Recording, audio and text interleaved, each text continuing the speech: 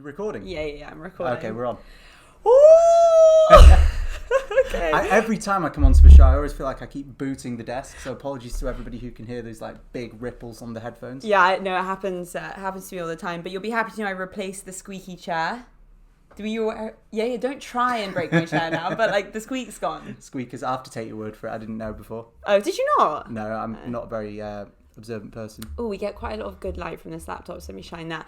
Okay, so fucking hell, right?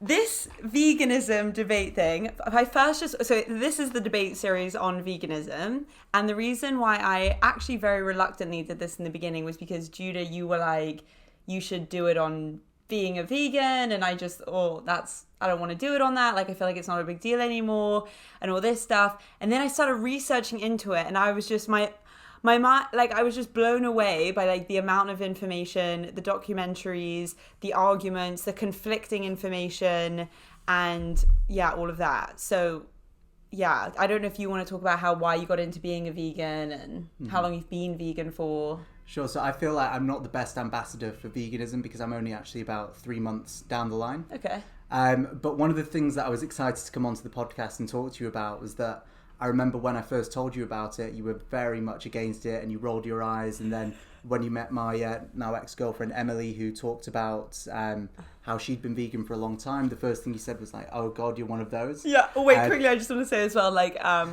what is it called? Like dropping in there, like my now ex-girlfriend, like in case, single.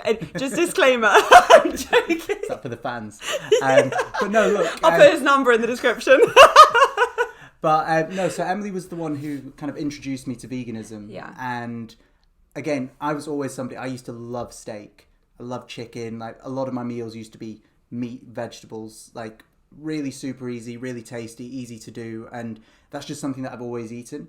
So in my head, it was always quite a big barrier to think, is that a lifestyle that I could actually do? And at first I was like, look, it was something that was important to her. So I said I'd give it a go because I was curious. And look, like you, as soon as I started to really look into the reasons for it, it became something that was a lot easier to do. So originally I was on a big health kick and I thought, I'm going to try the clean eating. I'm only going to eat plant-based and see what it does to my body. Afterwards, I started to think about the environmental impact. And what I realized is the way that I was living before I was vegan or plant-based wasn't really in line with what my kind of opinions were about the world and the kind of planet and how I wanted to leave the world after I passed and all of that, like really hectic and intense stuff. And then finally, I really started to read about the animal cruelty.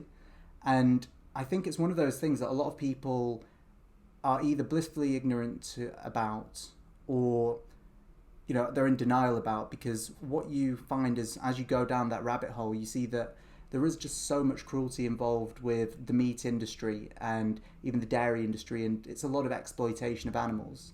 Now, I'd always said to anybody that asked me when I was on this journey that I don't want to be like a preachy vegan. I also have to put my hands up and say there have been times where I've slipped and had dairy products on, slice of garlic bread or something like that. But when I talk to people about, well, why am I doing this and why is it something that I believe in? Really, I think it's a standard that I try to hold myself to.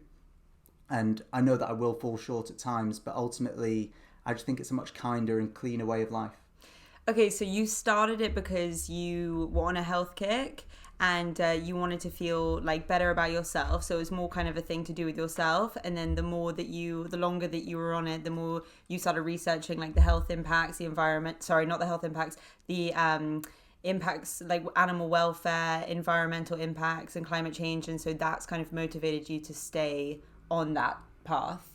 100%, because again, at the beginning it was about me, and then it was guided from somebody else. So it was very much I was doing all this other health stuff, I was working out, I was intermittent fasting, so it fit in line with kind of experiments to my body and different ways of living. Yeah. But to be honest, I had no real thoughts towards the environmental impact or the welfare of animals. Okay. In fact, when Emily had asked me about it and said this is why I do it, at the beginning I'd said to her that I don't really care about the animal side of things, and she would try to like show me these videos of animal cruelty and all the PETA stuff. Yeah. There's loads of this stuff on Instagram, and I'd say no, I don't want to be upset by that, like I'm not ready to see that kind of stuff. Yeah. But it's really important to know what's going on.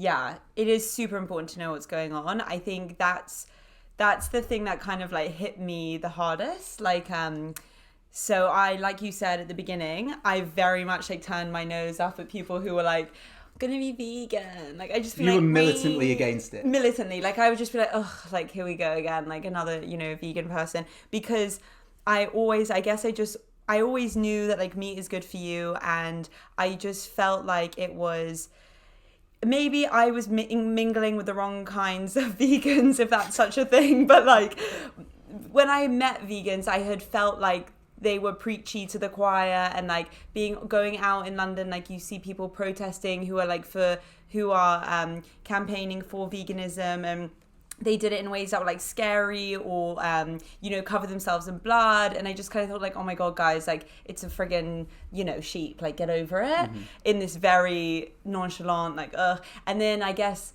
when you asked me to like you asked me to do the pod, and I had spoken to people recently who'd become vegan, and I just started thinking to myself like, okay, like literally why I started these debates, originally those dinner ones, because I was like, okay, I want to have an opinion, like I want to have an opinion on Brexit or on Israel-Palestine and like all of these things, and I want to have a staunch opinion on it, but I can't do that unless I've tried it, or not tried it, tried it, Brexit, no, but like, unless I've experienced it or tried it, or some kind of thing like that. Like trying on the other side, or just understanding what the arguments are and putting yourself in the shoes of those people. Yeah, and whether that's just going online and learning and reading and doing as much to the extent that I can in order to experience that, then that could be enough in that sense. But with veganism, the fact that I could actually go through that and experience it, I just thought maybe I should do that rather than being really one-sided and closed-minded, you know, about it.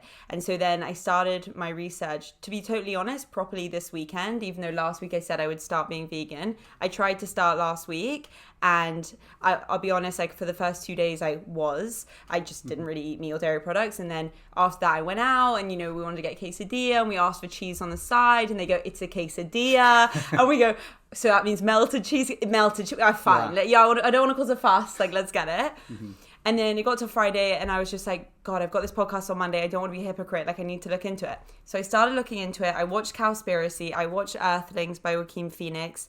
And dude, what? It's hectic, isn't it? Like, so I found that like there are three main reasons people go vegan. Environmental reasons, moral and ethical, and health. And the biggest one for me was the environment. Like, I had no clue. It's crazy, isn't it? So I saw one of these pictures on Instagram, which was like a breakdown of the bar chart with kind of impact of a country on global warming, and it's like China, India, America, world food production, and then it keeps going with more countries, and it's like you realize it's such a significant impact, and all of the things that you see wrong with the world, like deforestation of the Amazon, or you know, whatever it is, it comes because it's not building cities, it's knocking down trees and forests, and you know, the thing that actually takes greenhouse gases out of the planet so that you can plant cash crops either to feed to cows or put grazing pastures there. Yeah. And again, it's one of those things that people don't know about it because I think there's such a huge amount of wealth and influence that comes from the meat industry, and they want to silence people that are trying to expose that. Now, one of the things that I think is interesting is, you know, the health thing, absolutely. There's a lot of stats which I'm sure you'll pull up to say about the impact of animal products on people and how it's, you know, more difficult to digest and that sort of thing. But the environment one is just so well documented, and the more you look into it, you know, it's really hard to get around the fact that the way that we're eating and living at the moment isn't sustainable. Now, maybe if you go back 50, 100 years before meat production was industrialized on such a big scale, I can see how having, you know, a burger or having a steak as like a luxury item or as a special treat, absolutely that's a sustainable way to live. I think the real problem is now we have come to expect that a meal isn't a meal without meat, and that we're so disconnected from the process by which it's made that it's, you know, completely desensitized us to the animals and the lives that go into putting that food on your plate. Totally. And I think that that's a really important thing that you just mentioned about how X amount of years ago, if you wanted to have like a burger every now and then, or sorry, X amount of years ago, if you wanted to be an omnivore and eat meat, that was okay because the world wasn't so how do I say it? Densely populated. Densely populated, thank you. But because originally when I was looking up the research to do this, I thought the debate would be being a vegan or being kind of like a carnivore and like what's better and all this stuff. And the more I started researching it, I was like, oh, that's totally missing the point. Like the argument is not whether being a vegan is a good lifestyle or not. The argument is like the facts are there, like being not necessarily being a vegan, but contributing and eating meat, like massively processed meat from farms where animals are fed grain, where that grain comes from deforestation in the Amazon, especially in like the US Midwest. Yeah, like those massive farms that are just mass producing this kind of meat, like that is destroying the environment. And I didn't realize that. I think it's what 14.5% of all greenhouse gases produced by humans comes from global livestock. 70% of the world's fresh water goes to the agricultural industry. Brazilian government said that 60% of deforestation of the rainforest basin since the 60s has been caused by cattle ranchers who burn that land down for pasture. Like there is no argument of is being a vegan the right thing or the wrong thing. It's kind of just like, no, being a vegan does massively help the environment because you are saving the world from all of that beef, like those cows being just reproduced and killed and then reproduced and that whole process going on again, and then the situation just getting worse and worse and worse. Mm-hmm. Yeah, I agree with everything you're saying, and I think the other thing is looking at the kind of the chemicals and stuff that goes into the animals. Like we don't have any idea what has been put on the grass or what the cows or animals have been fed, what's in the oceans. Like there's so much plastic and stuff. So I'll tell you something like quite deep. So like my mum passed away a couple of years ago from cancer, and she didn't smoke or drink or do anything like that. But she ate a lot of meat, and I know so many people in that age group that have had similar things, and there is such a rise of cancers and heart disease and things like that in people our parents' age. Yeah. And that was one of the things that really scared me to kind of at least start to explore it seriously, because I had great grandparents when I was younger who were a couple of generations before my mum, who had a much less kind of meat dependent lifestyle. And you look around and you see there were a lot of people in their kind of late 90s, but more and more and more, sadly, it's common to see people losing parents or uncles or aunts. And I'm convinced that it has at least something to do with the diet that we're eating. But again, it goes back to, well, who stands to benefit from this stuff coming to light? It's not going to be the companies that are producing the meat or the dairy. And so much money goes into kind of marketing that all of this stuff gets swept aside and it's treated after, rather than it being, let's look at the causes of it. Yeah, 100%. And like there are two things on that. Like firstly, the thing you said about food is a really important factor of us as human beings, and then two, the kind of like PR and marketing thing of these like animal dairy product industries. The what was the first one? The fact that people dude, I can't remember it all. Like the pesticides and things like that going on to it. No.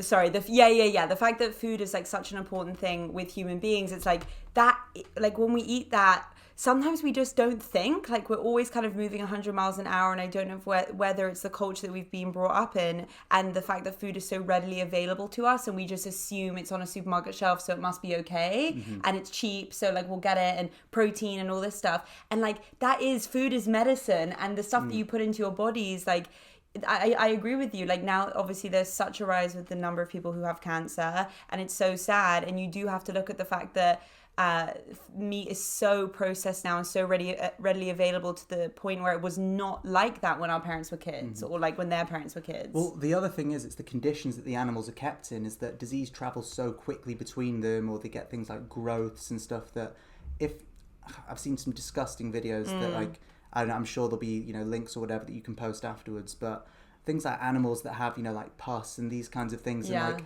because they're kept in such close proximity and they're literally, shitting all over the floor, like it's so unhygienic, and it would be considered, a humanitarian crisis if it was people. Yeah. So that's not, when you kind of see like adverts for burgers or whatever, and you've got this like picture in your head of a cow kind of frolicking through a field. Yeah, and, like, smiling. There's the sun in the background and Yeah. like a perfectly kind of green meadow with all of its like cow family in the background. And then you see movies like Cowspiracy, or you see even Okja, which we can talk about later. I haven't seen it. Okay, so I'm not going to give you spoilers. Nice. I knew you wouldn't watch it. I know, I want to. You can watch it after this. I But will. the conditions that even in the UK, it's such close proximity that these cows are obviously going to develop things that are wrong with them. And that doesn't stop a cow from being used for food production. They just cut that bit out. Yeah, wait, you mean of the cow? Of the cow, yeah. So if they've got like a, big cyst or something like that, they would literally hack it. I know this is graphic, but this is literally what goes on. Yeah. And again, this is the more I started to read about this, the more it kind of put me off. Well, I mean, one, like, firstly, you're right, the PR marketing thing that you were talking about with the cow, like, smiling, like, even the terms that we label different foods, I don't know, like, meatballs and, like, hot dogs, like, it kind of just disassociates. It kind of just, like, disassociates. And maybe it's not just the name, but from how we've grown up and like the packaging that we see and like Baby Bells, like I know that's not an animal, but like, or cheese strings, with the dairy, with the winking cow on the front. Isn't that Royal Dairy Queen? No. Well, I think they've got Baby Bell, they've got Baby Bell Dairy Dunkers. So yeah. Baby Bell, they've got like the cow with the earring and it like winks at you. Yeah. But this is the thing again. It's like milk production as well is so problematic when you think about it, that you've got cows that are being artificially inseminated again and again and again. Because think about when humans, like, when women produce milk, it's only when you're, about to give birth or you've just given birth. Yeah. But with cows, what they're doing is they're literally getting them pregnant, taking away the baby cows, either using them for more dairy or for meat, and just keeping them in that constant state. And it's so traumatic for the animals. It is very traumatic. The thing with this debate, and like, I don't know whether we should be clearer on this, because there are so many things intertwined into this debate, and they are different. Like the environmental reasons, the moral and ethical reasons, and then the health reasons are all different. So I'm thinking maybe we should focus on different ones. We can focus on whichever ones, but I think there is a lot of overlap. There is, yeah. Absolutely, I think it's easier, especially for people that haven't done the research. So if you're somebody listening that is, curious about veganism or is really opposed to it or whatever, I think it's easier to break it down in terms of these kind of three main categories. But I would say that really when you're thinking about it as a lifestyle or looking at the impact, all of them are so closely related, because the cruelty leads to, health problems within yourself. And then it's also the scale of it is, that's a cruelty thing, but then it's also the environmental impact. It's true. But yeah, where do you want to start? Well, I think, I mean, to be fair, we like just chatting about it is just interesting generally, because like lots of things that you're saying, I'm just like have so many like points. I'm like, yeah, but like, what about this? Because so for the environmental reasons, one thing that I think I just want to make really clear is that when I'm talking about, and I think you are as well, but I don't want to speak for you, but when I'm talking about meat production is bad, and Judah, you talking about, these animals who have like pustules on them or tumors or any of this stuff, and there's diseases, and I am totally against now watching Cowspiracy and these documentaries and reading about the subject that industrial animal production is wrong. In my opinion, I think it's wrong. I think the way that they transport animals and contain them, and in these poor conditions, and the numbers of them, and the grain that they feed them rather than being fed on pasture, all of that stuff, the treatment, that's all wrong.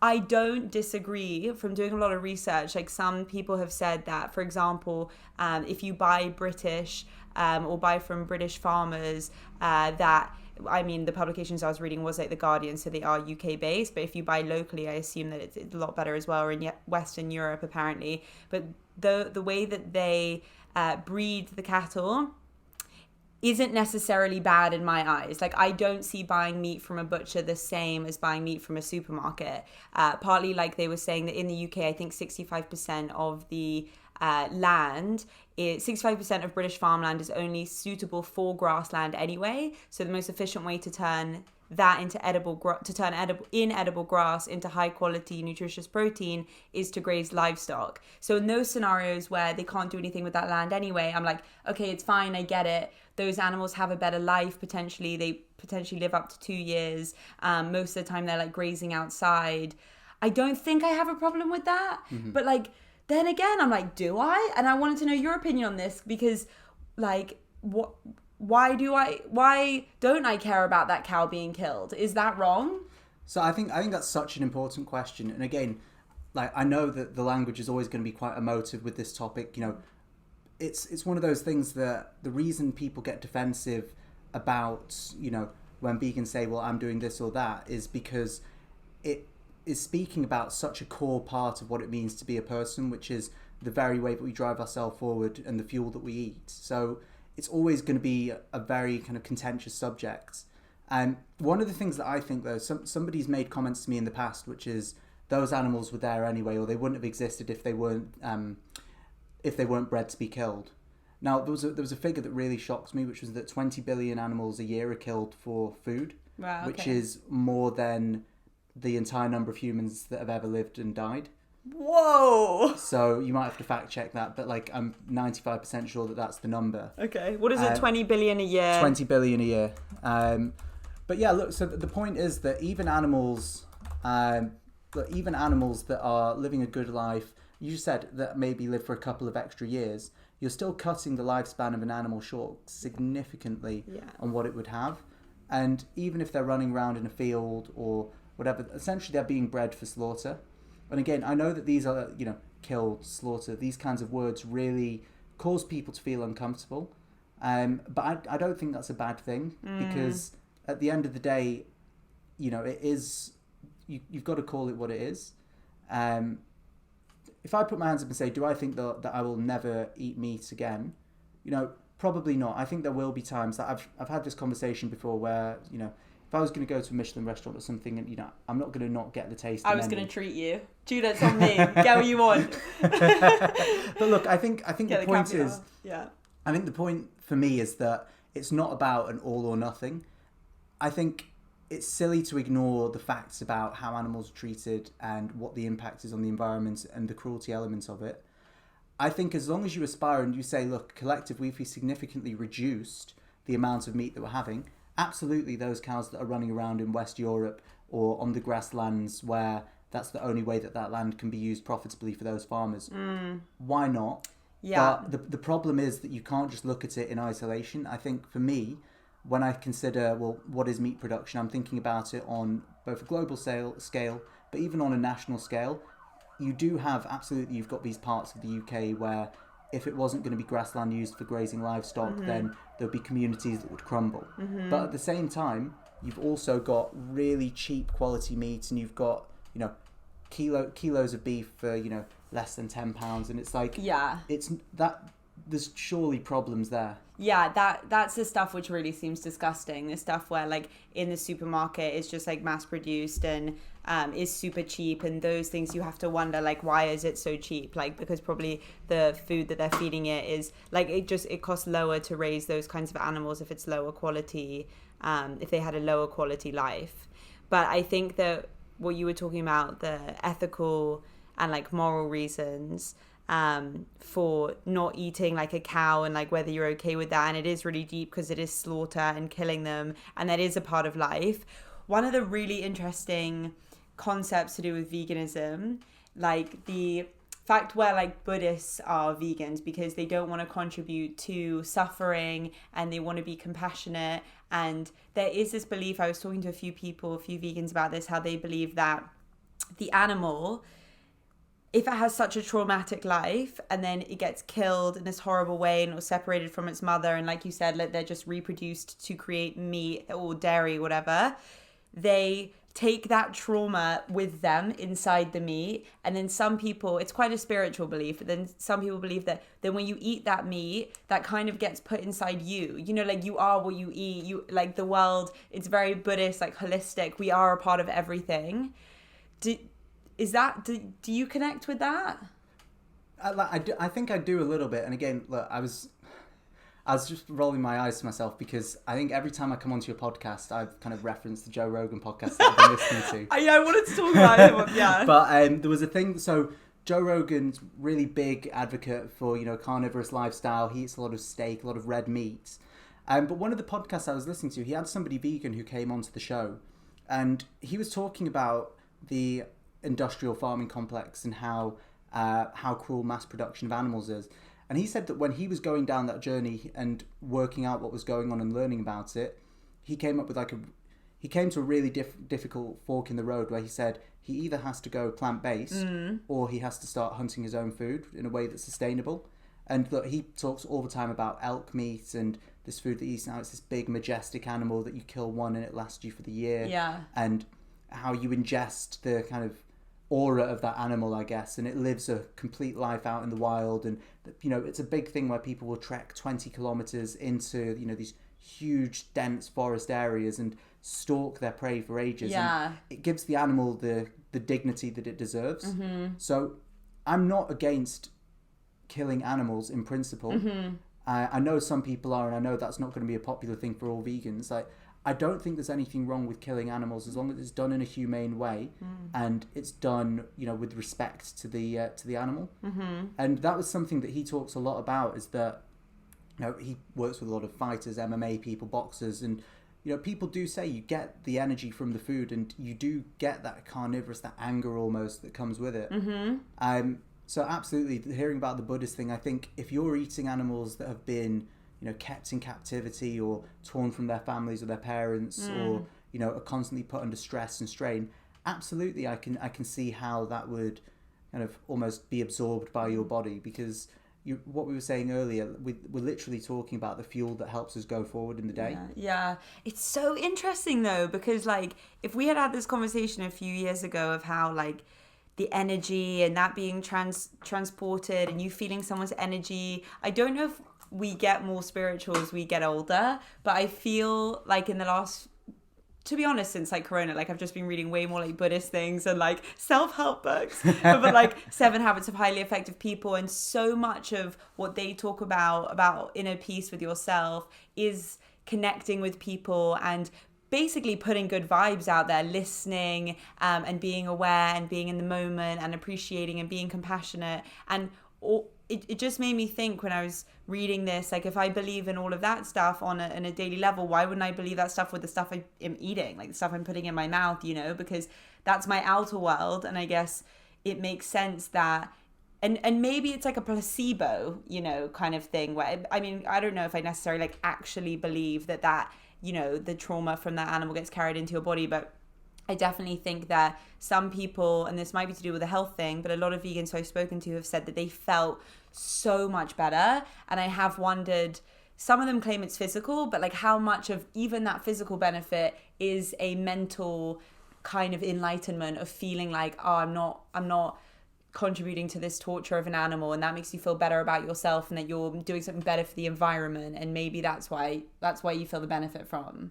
That's really interesting, because I would say the feeling that I get from it, like for me personally, and I can't speak to other people's experiences, whenever I eat, I feel far less lethargic. Like physically, I don't feel as lethargic and slow anymore.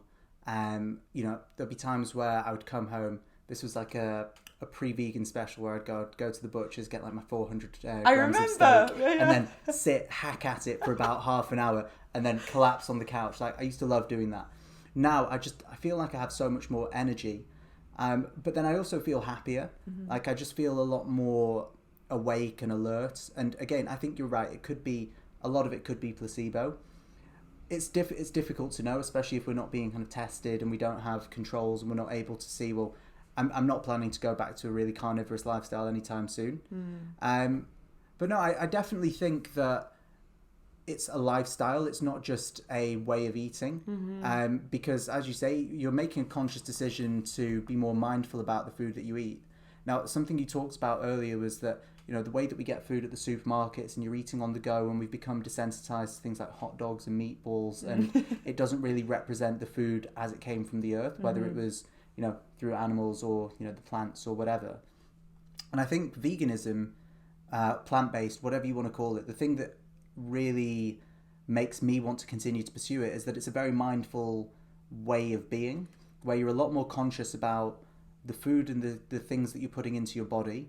You're thinking more about where it's come from. And yeah, you're right. Look, I guess maybe it's wishy-washy, maybe it's all bullshit, but the spiritual thing, I think, for a lot of people, and, you know, when you really stop and think about, well, what's actually going on, it's less about, you know, is this some kind of weird way of tapping into the world's energy? And it's more just I'm being present and I'm thinking about my actions. And when you act in a way that is in line with your values, I think that makes you a happier and more grounded person. And look, again, even if I fall short, even if there's times where, you know, I slip up or I make a decision that I do want to reward myself. Okay, if I go to Japan, I am having sushi. But Totally fair. But like, look, I think it's not about all or nothing, about drawing a line in the sand and only ever staying on one side. I think you've got to find what's right for you, because it doesn't look like the mass production of animals is going away anytime soon. I think what people really need to do is make a conscious decision to say, well, what is it that I feel comfortable with? And the only way that you can really do that is having the information, the facts. Yes, I totally agree with you, because now if someone, obviously I can never judge anyone, and I understand, you know, we in this moment, like, we are the product of everything that's happened in our life. So how can you judge somebody for having an opinion or a perspective on something? But if I met someone now who was like me, like if I met me about 3 months ago and I had said, like, you should research into this, and if I had rolled my eyes, You did. Which I did, you know. Like, you gave me so much grief when I told you. I know. And I'm sorry, because, you know, I was doing that from an ignorant point of view. Like, I had that opinion and I didn't know the facts, like you just said. And I think everybody has a responsibility to learn, especially if you want to be like a functioning human being. I feel like in our society, and appreciate and understand other humans, not even from a perspective of, oh, I want to make everyone think I'm great, but like from the perspective of you want to just understand other human beings so that you can grow. It's really important that especially if someone that you're close to, I think, has an opinion or a belief on something, that if you want to have an opinion on it, go and do the reading. Mm-hmm. And with something like this, when it's so important, and I didn't know how important it was, because we contribute to it every day. Like, I'm eating meat every day and I don't think about it. And I think once you know the facts on this, it's very difficult, I would assume, for someone to go, I'm going to carry on eating processed meat as much as I did. Exactly. Because I just want to say there is a big difference. I think even like carnivores, people who just eat only meat, I think there are kind of some similarities, because a lot of them really care about the quality of the meat. So like whether it's elk, or they kill it themselves, or they go to a butcher or whatever, they care about the quality. But if it's people just going, oh, I'm going to know all the information and carry on eating processed meat, it would be really hard for me to not judge them. In the sense that, like, you know, this is bad for you. Why are you doing it? And the environment. So you know that now, having done the research. Yeah. So again, I told you that Emily was the one who introduced me to that way of life. And when I was probably like a couple of weeks in and I was still doing the research for myself, one of the things that I always found really interesting was, it kind of always finds it's weird how often it comes up in conversation. And we would go somewhere and then somebody would ask her, okay, well, why are you vegan? And one time she said something that really resonated to me, which was like, do you not think it's weird that the default position is that I have to justify why I don't eat animals, rather than people having to explain why they do? Because I think if you had all that information, now it's like, well, it's a lot more difficult to make the case for why it is an okay thing. But people do get so defensive, and people would always really push back on her. And it was something that I had never considered before, and I had been one of those people that was against it. But there's not really a logical reason for why people, you know, wouldn't be supportive of it. It's just that that's how we've been conditioned. And I think it goes back to something I said at the beginning of the podcast, which is that we're taught from such a young age that meat is healthy, or meat is important for a balanced lifestyle. I'm not saying that there aren't benefits to it. Absolutely there are. But we're told that you can't be a fully functioning person or have a fully balanced diet if you don't have that element to it. And it's just not true. Well, I mean, yeah, but also I'm like, question mark, because like a lot of the reading that I was doing, again, if it's mass processed, if it's in a packet, if it's that stuff that you buy off the supermarket, that I agree. I don't think that you need that. I think it can be really bad for you. And there are studies, for example, WHO did a study, classified processed meats, ham, salami, bacon, and frankfurts as group 1 carcinogen, which means there's strong evidence that processed meat cause cancer. The Cancer Council, NSW, says there's a clear body of evidence that bowel cancer is more common among those who eat the most red and processed meat. meat, so there are a lot of links between very processed meat and cancer. But then again, a lot of research shows that meat is incredibly nutrient dense and very, very good for you, and does contain a lot of vitamins and minerals, that things that some plants that you just can't get from a plant-based diet. For example, the B12, it'll say. Exactly, B12 is a classic. That was a big buzzword in people being anti-vegan. But like, there's B12. What else is that? It's like vitamin D, stuff like that. Yeah, stuff like that. And I mean, and liver, I didn't know apparently meat, organ meat is so good for you, nutrient dense. Chopped liver's like a big, like my grandma every Friday night dinner, she'd have like the plate of chopped liver crackers. Ooh, chopped liver crackers. There's things that I miss, but I want to talk about the foods that will that you think you would miss the most in a second. Yes, good idea. But one of the things I'll say on missing out and like the things that you lose from not eating meat, absolutely, as I said, there's a lot of good things that you do get from like really clean, high quality meat. So every day I have a multivitamin every day which takes care of all of that, which even if you're eating meat, it's not a bad idea as well. Vitamin D tablet, and that's it. What I've realized the more I've kind of found my feet with veganism is that I can get 80% of the food that I would eat from regular supermarkets. So I'm making a lot of, curries and stews and casserole, like a lot of beans and chickpeas and lentils, greens. So it's a very veg-based diet. There are things that you kind of need as substitutes. And there I'll go to like a Whole Foods type. There's a place called Cafe Organico on West End Lane, which is pretty much, it's a little bit more upmarket, and it's got the things like soft tofu for scrambling. It's got like good quality like vegan sausages and burgers and like vegan cheeses made with cashew, and like there are premium products that taste just as good, if not better, than the animal-based products. What I've realized is I don't like things like Beyond Burger and like the fake meat because I just don't think it tastes the same.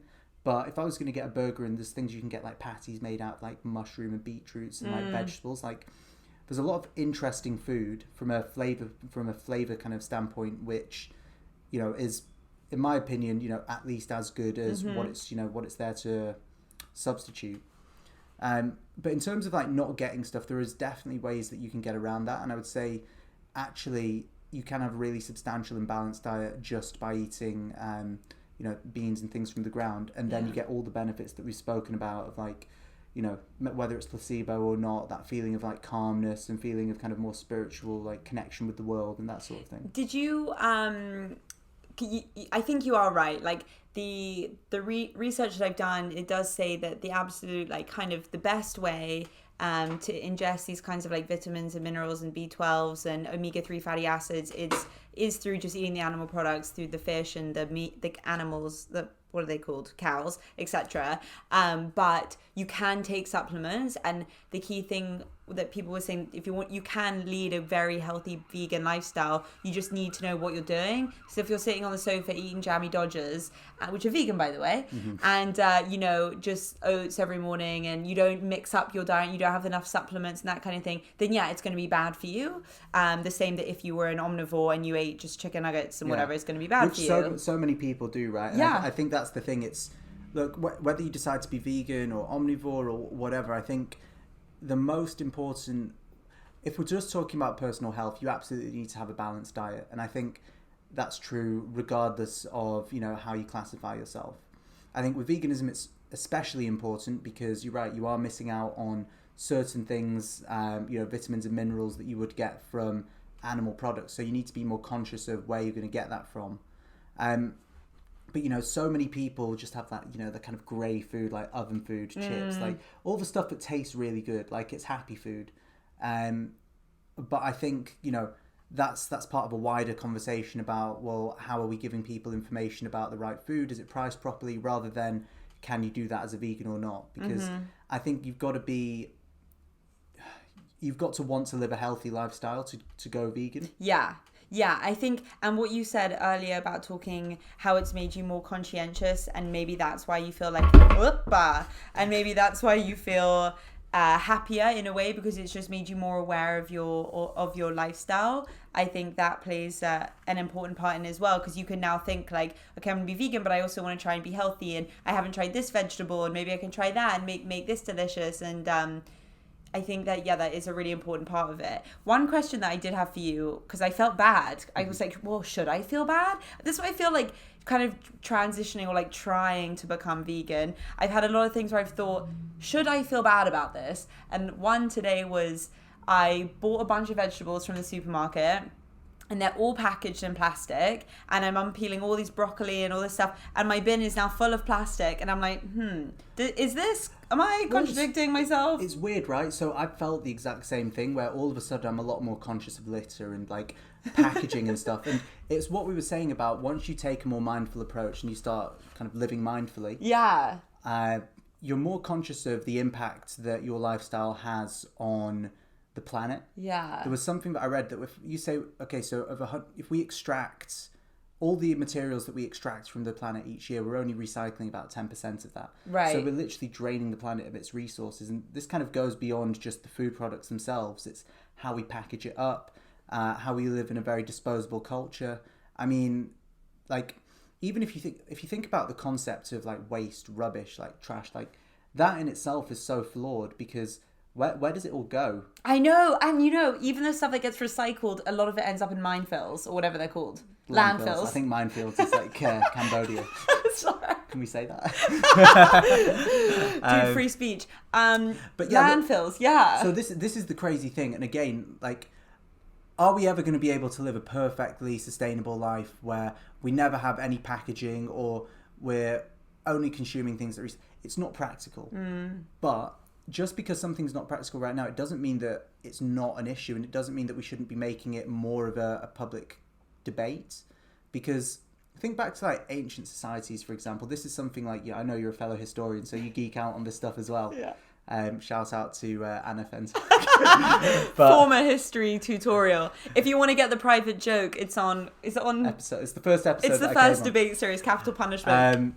But yeah, look, I think if you look back at how people used to live, it was a lot more long lasting. Like, you see all of these like great pots and pans and things that were made out of like really kind of basic stuff. But there was so much detail put into it, and so much kind of care and beauty that would surround these products. And now we live in a society where you can literally, you go to a supermarket, you can get everything packaged up in plastic, you get your meal deals, you've got your stuff, and then it just goes in the bin. It's just way too use and abuse now.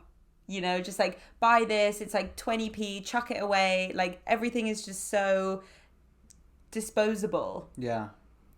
It's an interesting one. And again, coming back to the vegan debate, I think absolutely, once you start to focus on, the source of your food, and you start to think about, well, how has this ended up on my plate?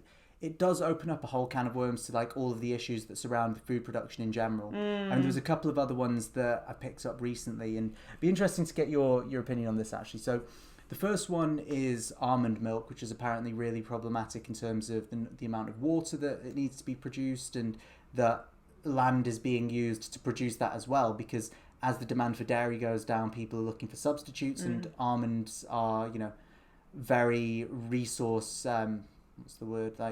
resource dependent, I guess. Like, they take a lot to make one almond. I find it just so funny, the idea of like an almond causing all this fuss. Like, this almond just like so that's one. And it's like, you constantly, once you kind of start down this rabbit hole and you start to think, well, what am I eating? Then you're paying attention to, well, what is the impact of it, and should I be eating this? I would never in the past have thought, should I be eating this or should I not be eating this? And it's a weird thing that it's a weird part of my life where I'm now a lot more conscious of making decisions about food based on my, my morals. I never had that before.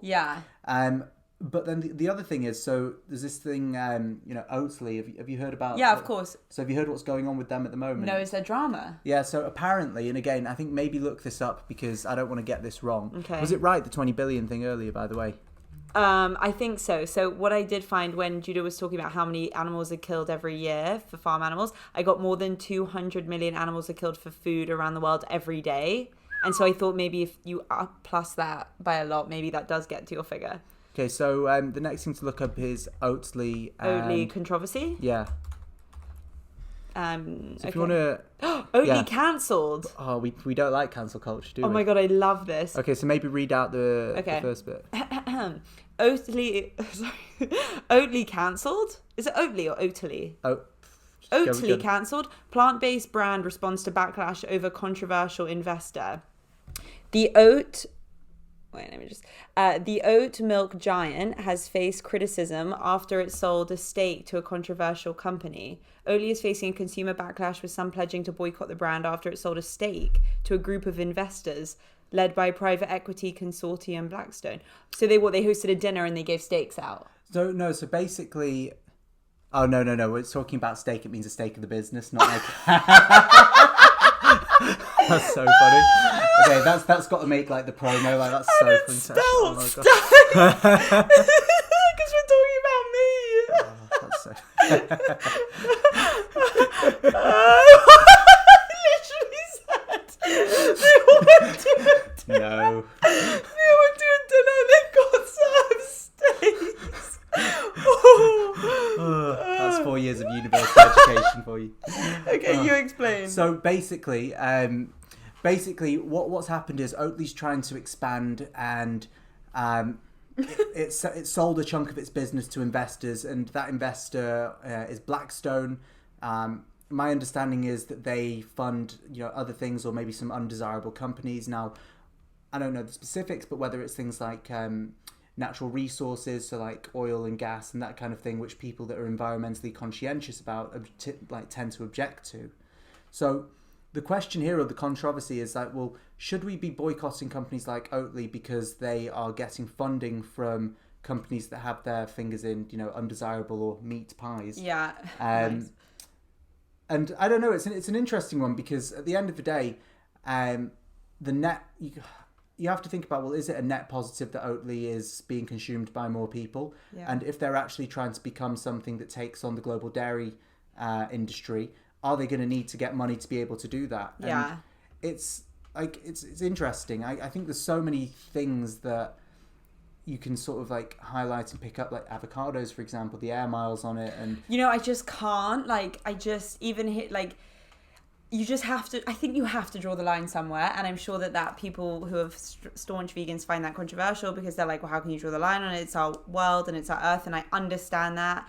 And I think that if you can do what you can, once you've done the research and you know the facts, and you make well-informed decisions for something that means that you are going to live a good life, because you are on this planet and we do need to protect this planet, but you also can't end up just living off, soy protein. I mean, I don't know, maybe some people will say that you can, but it's difficult because you do need to get your nutrients and stuff. And if you are eating avocados and almonds and you are, I guess in a way you want to support Oatly and not drink dairy, but then you're like, can I or can't? There are too many things. I still have almond milk every day, and I love avocado on toast. I'm just going to caveat that. Yeah, good. It's like, I look, again, I don't think it's about limiting yourself completely and saying, well, because this has negative connotations, I'm not going to do that at all.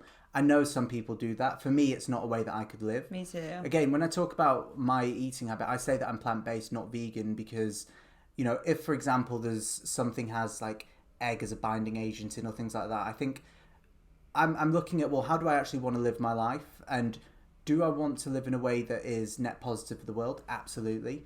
Do I also want to be able to enjoy myself and, look forward to meal times? Like, yes, there's so many great things. And I think for me, it's not black and white. It's aspire towards something and know the impact of the things that you're doing. So with things like Oatly, with other products, like, I think it's good to know and to be conscious of what is it actually doing to the world? Where does the food come from? Because it makes you stop and think. Yeah. And it's not about banning or letting people, stopping people from living their life, even with meat and stuff, even with processed, like cheap processed mass-produced meat.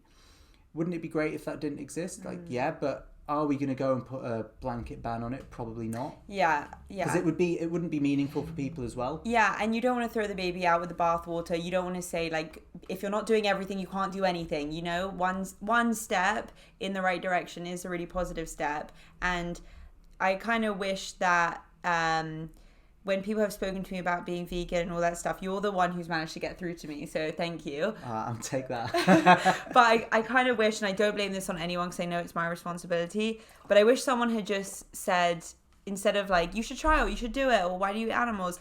Kind of if they target it from the approach of, but do you know? Like, do you know what you're contributing to? Like the only reason I could do that is because I was really ignorant to it. Like, right. I didn't know. Yeah. Or if I watched Cowspiracy years ago. This is always something that I kind of like, now looking back on it, I still find it funny, is that I watched Cowspiracy, completely stopped eating beef for like 2 weeks, and then got both of my brothers to watch Cowspiracy, and both of them still don't eat beef. So I up until recently started again, because I was like, well, I've cancelled out, like I've got beef credits now because 2 people have stopped, so I can start, and that's like my lot done.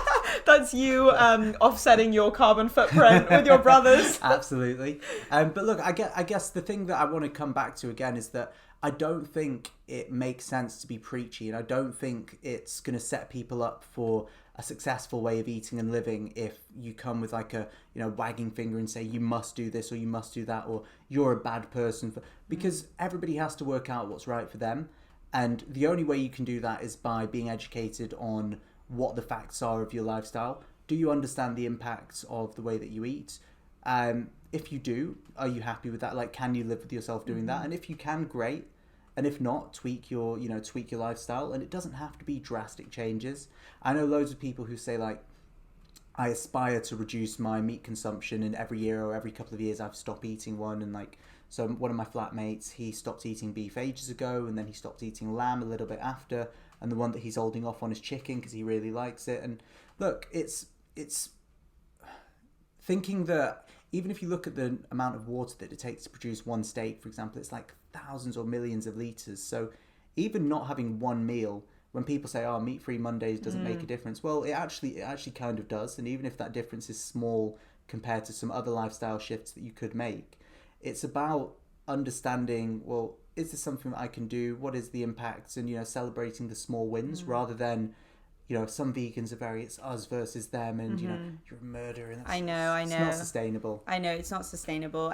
But to kind of like your point of meat-free Mondays and people about doing something, like, yes, and I do agree with that. But then again, I guess also the flip side of the argument is that because they were talking about this in Cowspiracy, that if you do meat-free Mondays, then you're only contributing to like the world's destruction like 6 out of 7 days. Like, good for you, you know. But the people who made those documentaries, they've got an agenda. Yeah, and I guess, true. Again, it's not inaccurate. Like, the stuff that they're saying, it comes from a place of, this is a crisis that most people don't know about. Yeah. I don't like that way of, you know, educating people in general, because I find it patronizing and I find that it alienates people. It goes back to what I was saying when people used to say to Emily, why are you vegan? It's like, well, you don't have to justify why you don't eat something. But equally, if I was to turn around to people and go, well, why do you eat meat? Like, how can you live with yourself? That makes people want to distance themselves from me because I'm being a dick. That's I'm saying, true. like, that's really interesting. I've never thought about it like that. Like, I don't think that I'm better than other people because I've reduced my meat consumption or because I'm not eating animal products as much or, you know, trying not to eat it at all. It's not a moral superiority thing or like an ego trip for me to be like, you know, pat myself on the back. And, you know, I think for some vegans it is. For me, it's just to be like, well, look, this is something that works for me. And I like bringing it up in conversation to people because it's something that, you know, is very, you know, now important to how I live.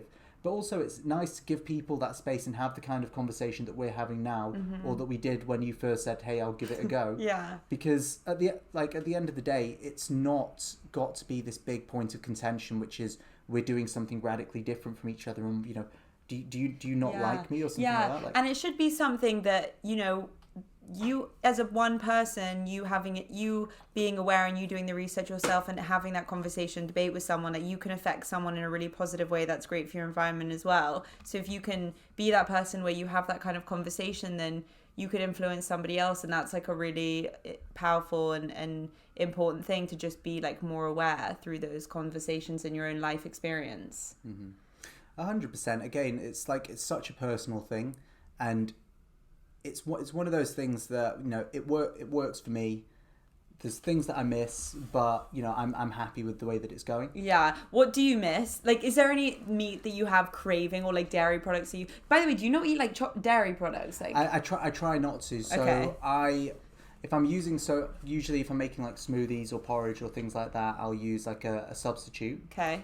I don't think I have eaten dairy actually, apart from like a couple of times where one time I was really drunk and I had a slice of pizza, and then somebody gave me some garlic bread with some cheese on it as well. Like, I do miss cheese because I was a big like cheese and wine guy. Yeah.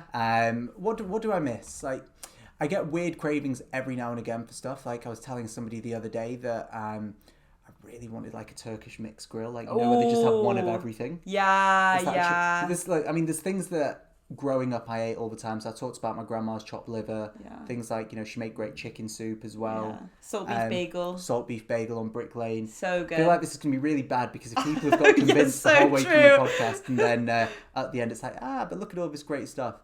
But look, I guess the other thing is it's a discipline thing. Yeah, and it's a discipline thing, and also it kind of makes, it's like chocolate, like it signifies it's kind of not an addiction, but if you want to stop it and you can't, like, I guess that's a worrying side in itself, and it's just kind of discipline of being like, I'm not gonna have it. It's quite a satisfying feeling to set boundaries for yourself and then stick to them. And look, as I said many times in this podcast, I loved steak, loved it. Chicken, all of these things, like, they are good. There's a reason people eat them. It's not just because you need it to live. It's because people love eating food, and people are foodies, and you know, it's delicious. But it's really satisfying to say, look, this is how I want to live my life. This makes me feel happy, and this is what I believe in. And then to be able to stick to it, and to know that if you do veer off the path, or you know, you find yourself having that slice of pizza or fantasizing about a Turkish mixed grill, that you can kind of just nudge yourself back to you know, where you need to be. Exactly. What do you think you would miss? I think, well, I don't know for sure if I'm going to go vegan. Like, if you did, what do you think the things you couldn't live without would be? Salt beef. If I was drunk and I was out in Shoreditch, I'd want a salt beef bagel for sure. But that's so meaty that I think I might be a bit freaked out, you know, going from 0 to 100. I think that, well, what I'm going to... now that I've like kind of tried to transition my life to being relatively vegan, or I think I'm going to go way more with what you're doing, like plant-based, my life is kind of that anyway. Like, what I eat in the day is I wake up Monday to Friday, I try not to eat till 3, and then at 3 I'll have like vegetables, and typically with eggs or chicken. So I've stopped having the eggs or chicken, but I'll have the vegetables, and then I'll just eat fruit until like 6:30. I live a very regimented lifestyle. And then at 6:30 I'll have popcorn. Is that it? Yeah, or like I often have I often eat two bowls of popcorn. We eat so differently. I often eat 2 bowls of popcorn, but then in the day I really do like have loads of fruit. Like I have like 4 apples, and then I do eat like a lot of vegetables. But then on the weekends, like when I'm hungover, I know people find it really like weird. A rabbit. Yeah, but then on the weekend I'll go out and have like 2 big meals at like restaurants, and then I'll also have my mum's bread with like butter. So the weekend is going to be the hardest for me, like being hungover and not being able to eat that kind of stuff. But I think that I'm going to go with plant-based, and I'm going to try and I'm not saying I'm never going to eat meat again, but the only times that I'm going to eat meat is going to be every, I don't know, month or so, when it's like from a butcher, and I can do as much research into that life of that. And I'm only going to try and go for liver from now on, because it's so nutrient dense and can be so good for you, that I'm only going to try and go for that rather than just going for like chicken or whatever. But yeah, we'll see. You guys are going to have to stay tuned. I also think it's nice with this because you don't have to be like, okay, day 1, I'm going to be vegan forever. Like, just see how it goes. Like, just try and eat more broccoli and cut down on the eggs, and like make that a part of your lifestyle, because the more gradual it is, the more long term it's going to be. Exactly. Well, I tell you what, every time you bring me back on, we could do a little status update. Yeah, status update. If you'll have me back. Yeah. Day 13. Have started eating my own arm. Well, I tell you what, there's a couple of places that I want to go to with you. So there is a lot of good vegan junk food that we should try out. There's like Temple of Satan. Dude, this is so contradictory to shit that we were saying at the beginning. We were like, no, as long as you eat like vegetables all the time. But look, and if we are going to, I like drinking as well. Yeah. Like, we're going to go to some of the places. Temple of Satan in Camden. There's, was it Mildred? So we'll check. It's on the app. Yeah. So, everybody download Walk Up. Walk Up. Well, okay, that's something that we can do at the weekend and report back. Yeah, let's do it. Cool. And then, I think that's about it. Well, everybody, again, if you want to follow Judah on Instagram, what is your Insta? I've never done this before. Okay, so I've got I have a vegan Instagram called a.mist.steak. Will you pull it up in a little... Wow, what a great name. It's good, right? And then if you want to follow my film account as well, it's trip35_Judah, which you can write that down. I'll write it down. It's in the description. Bye, guys. Bye.